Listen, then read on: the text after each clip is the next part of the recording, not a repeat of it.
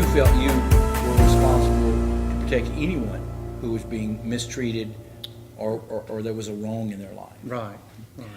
I think one of the things for me was seeing the contrast between, and I hate to keep going back to this, but it's the truth, seeing the contrast between my dad and my grandfather, my maternal grandfather and my dad.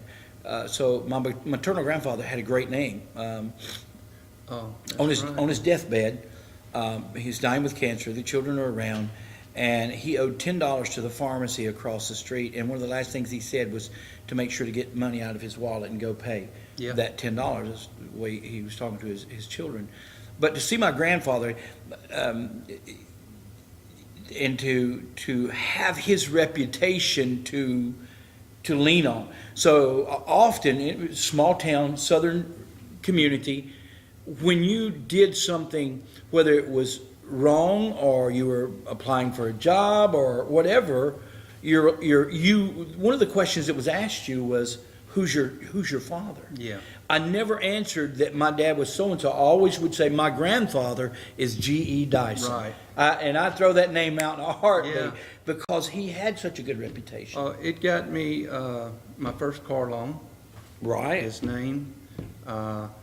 It was, you'd go with him to places and people, Mr. Dyson, they respected him. And And our grandfather wasn't a wealthy man. no, not being Only in reputation and love and all Right. was he wealthy. He had Materially, he a- wasn't. He was a strong charactered person. He believed in doing people right. Yeah. And you don't do people wrong. And we even knew that in town, if we were caught doing something, Granddad was going to hear about it. Yes. People go tell Mr. Dyson. That's right. His boys are down there doing this or that, and they knew that he would come talk to us about it. He'd get it straightened out. And he never had to lift his hand to us. No. But he was such a good man that you didn't want to hurt his. That's right. To hurt him or to have him not feel good about you. That's right. So You're right. And so in Freddie's inconsistency, they were so consistent. Freddie's bad reputation, our granddaddy's good reputation, and so we gleaned from that and saw, I want my children to be able to say my name, yeah, not their maternal grandfather's name or their uncle's name. I want them to be able to say, my dad is so-and-so. Not that it would carry weight other than good reputation, but I wanted it to have good reputation. So we inconsistency versus consistency, reputation, good name versus good reputation versus a bad reputation. And I can even remember when they would pull me over, the highway patrol or the deputy sheriffs would pull me over, and they'd ask you the same thing. Who's your dad? I'd say, well, my grandfather's G. Dyson, and they would tell you, okay, I'm going to tell Mr. Dyson you were speeding. I'm going to let you go with a warning, but I'm going to tell Mr. Dyson. And sure enough, Sunday afternoon at Grandma and Granddaddy's, you go in. Boy, I heard you was out hot rodding and stuff. So yeah. And then we have lie versus truth, dishonesty versus honesty. So again, something we did not learn from our father was honesty. Oh, and it even to this day, nothing. And you can ask my kids. Nothing bothers me more than somebody to lie to me. Especially your kids. Yes. Especially the people you love. Right. But really anybody, you don't want to be lied to. It's just when you've lived under that scenario or lived with someone who was not a man of his word. Right. For some reason it it just made us want to step up, be a man of our word, and people could trust us, people could, our reputation would go before us, and people would know what kind of character we were. And it's not always comfortable to be honest. No, it didn't. It often puts you in confrontation with because not everybody's going to be honest. And in business, often dishonesty is a way to move forward and to avoid being saddled with the mistake that you made. And when you get caught in the middle of that, and you're brought into it, and your only response can be the honest response, you offend people, and it can cost you relationships. But to us, honesty was so important, is so important. I would rather lose the relationship than to lose my reputation of being an honest individual. Yeah. And so I have to admit, there are times that I've kept my mouth shut.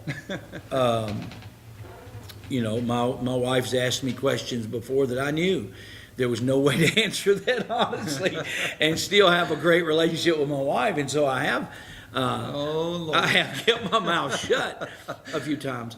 But as a rule, and again, we go back to the inconsistency of Freddie, the bad reputation that he had, his constant lying, versus what I saw in my grandfather, G.E. Dyson. Granddaddy was consistent, and Granddaddy had a great reputation, and the truth to him was the most valuable thing I think a man could possess and give to someone else. Yeah. Was the truth. Mm-hmm. And so he demanded truth out of us as well. I remember one of my cousins one time, I don't know, they were caught doing something, and his dog was getting into Granddaddy's stuff or whatever, and he thought, well, I'm going to lie to Granddaddy about this. And Granddaddy said, "What, my dog, Granddaddy?" He said, "Well, then whose dog was it?" He said, "It was that green dog under the tree."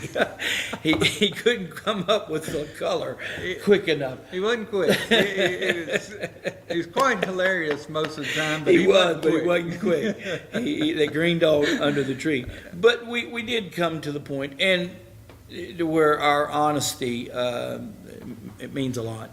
And it means a lot to, we count on honesty in other people now, and we want to pull that out of our children as well. We want to be honest with them, and we want them to be honest with us. And I love the fact that the comfort level I feel in honesty. Mm-hmm. When I'm honest, I never worry about what did I say at this point in my life, or what did I say to this person or to that person. There's just this level of comfort to where I can say, in all things, I've been honest. Therefore, I'm not concerned. I don't worry. I don't have anything hanging over my head. So I feel good about that in honesty. You know, we'll get into it some other time, but the lying and cheating and stuff seemed to follow me for a while in my life, you know, to the point that I felt like I couldn't trust anybody. Others had, and you know what I'm talking about, and we'll talk about it later, but yeah, others just continued to, I continued to be linked to people that would lie and cheat and just dishonest. And I think it just rose that dependence or the need for people around me to be honest to a higher level. And I tried to teach my children this, honesty. Everything was honesty, you know, and they would get in trouble more sternly about being dishonest than they would anything else. I can't say that I really taught that in a good way. I taught it in a correctional way rather than, son, let's have a talk about life and about what would be what I expect of you in life, you know, before we got to the correctional point. But I hope with my children that as they grow older and in their adulthood, that some of these things become that they begin to analyze and have an understanding of these things like we did. At some point, we begin to understand that everything that was done to me wasn't right, and the example that people that around us that wanted us to live right, our grandparents and our mom, that those people, they were trying to help us. But it took really it took a point, I think, that we had to come to that realization ourselves. Yeah. Well, in respect to my children, I wish I would have been a little bit more clear too. The thing I wished I would have taught my children when it pertains to this was it's okay to make a mistake, because everybody makes mistakes. It's not okay to lie about that mistake. So it's okay. I wish I would have been a little bit better at conveying, you can come to me and tell me any mistake you made. We'll handle it rationally and to the best of our ability without emotion, but never lie about it. Because when you lie about it, it's such a major issue to me that when you lie to me, it tears down part of our relationship. It does. Yeah. And in doing that, I don't know, going forward, I don't know how to relate to you as well. Right. I don't know when you're going to lie to me and when you're not. But anyway, that's what I wish I would have taught a little bit better. Yeah. I was sometimes too quick to stand up for my kids when, in fact, they were in the wrong and I didn't realize it. But at some points. But, you know, what we miss out on today is, at one point I wanted me and you to take our boys, because they need a little different talk. But I was wanting us to take our boys and go on a weekend camping trip and just set out and share our wisdom with them. Right. And of course, at that point, they wouldn't think it was wisdom at all. You know, we'd be harping on something. But we miss out on that today, to when that was what took place in earlier generations. Yeah. They shared. They sat on. They didn't have TV, and they'd That's sit out right. on the front porch and talk. Son, here's you know, things I did, and I hope you don't Right. do them. And here's how to conduct yourself when so and so, you know, seems like they've cheated you in business or something like that, and just share life with them. Now, there's seems like every generation of teenagers is rebellious against the previous generation, to the point that the communication is not there like it should be. We can't communicate from our heart as much sometimes, and I'm not explaining it well, but we really need to get back to the point that, and it starts with respect.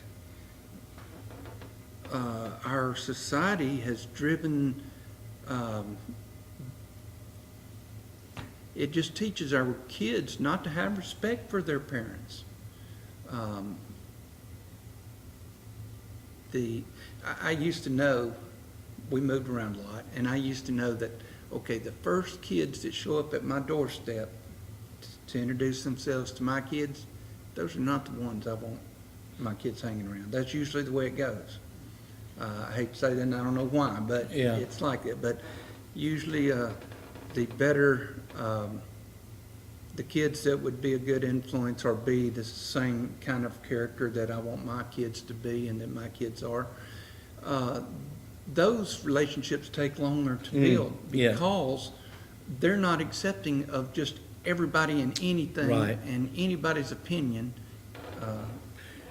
I believe you're right, and you know, you're talking about, it does begin with respect, and it begins with a mutual respect, and that's what we were talking about. Correcting children without breaking their spirit shows them respect, which teaches them in return that they have to that they need to respect you. Not correcting your children is not the answer. That's not the answer. No, That it doesn't work. It's just a flawed and failed policy. Correction must come. Creative correction is good, but then there are times that traditional correction is best. We know we got to wrap this up. So, Common Sense Cafe. Final comments. Consistency versus inconsistency. One breeds fear, the other one breeds safety, refuge, and so on. good name, good reputation versus bad reputation. Even the scripture teaches us a good name's rather to be chosen than great riches. Yeah, It can that's open right. a lot of doors for you. And then lying and or dishonesty versus honesty. I would rather a man give me a honest poor review than a flattering dissonest review. Yeah, You know, that's right. tell me the truth. Am I really short? Tell me. I want to know. You know? I'm not. You're not going to hurt my feelings. Tell me. But so, Common Sense Cafe. Any final comments? Any final thoughts as we leave this particular subject matter? No, I think you hit the nail on the head. That's being consistent is sure puts people around you at ease, That's right. and So, dads, be consistent. also remember you can always be better tomorrow than you were today. If you've been in this, if you've lived a life up to this point where your relationship with your children hasn't been what it should be, start today. That's We right. can all change. People say, I Absolutely. can't change, but you know what? When you really want to, you can change. Absolutely. And start today and be better than you ever were before. If you've been a good dad, be an even better dad. That's so excellent. That is the exact theme of what I preached on Sunday on Father's Day. The exact thing. There's a better me inside of me. Really? There's a better me inside of me, and I want that better me to come out. Yeah. I was talking about some comical things. I was talking about I've been trying to lose weight, and I was at home the other day working on the farm, had my overalls on, and I was able to button 3 out of 4 buttons. That's pretty good. One of the lower buttons on one side, the other lower button on this side, and one top button. Now you couldn't get the other one buttoned to where, and I was so thrilled. I was absolutely thrilled, and I was kind of bragging about it and everything, losing a little bit of weight. And I went around the house and I was working on something. I squatted down. When I did, that button popped off. And when it did, I thought, you know what? I'm better than I was, but there's a better me inside of me. There you go. Dads, keep on trying. Don't get discouraged, It's a regardless tough job. of it is. It's a tough job. And in this society, especially, remember that consistency is the best thing. A good name's rather be chosen than great riches, and honesty in all things is an absolute must in your life.